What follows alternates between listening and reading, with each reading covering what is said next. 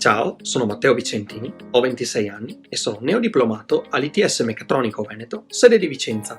Grazie alla formazione ottenuta in ITS, sia in Italia che all'estero grazie al progetto Erasmus+, sono riuscito ad entrare nel mondo del lavoro in modo efficiente e dinamico, permettendomi di inserirmi nel team di ricerca e sviluppo in un'incubatrice di startup a Padova.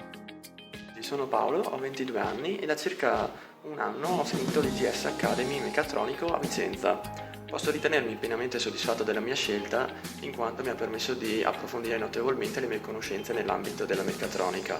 Attualmente ricopro il ruolo di Automation Designer presso un valido studio ingegneristico a Belluno. Consiglio vivamente l'ITS in quanto va a formare quella figura che poi l'azienda va a cercare. Buon ITS a tutti! Ciao, sono Pietro Padovani, ho 22 anni e nel 2017 ho concluso l'ITS Meccatronico. Perché scegliere questo progetto? Semplice, perché vi dà la possibilità di affiancare ad un percorso di studi un'esperienza lavorativa. Infatti in azienda seguirete uno specifico percorso formativo che vi darà la possibilità di esprimere ciò che sapete fare meglio. A scuola, inoltre, studierete e approfondirete argomenti che vengono applicati quotidianamente nel mondo del lavoro. Quindi mi raccomando, massimo impegno e non abbiate mai paura di esprimere le vostre idee, perché da una semplice intuizione nasce l'innovazione.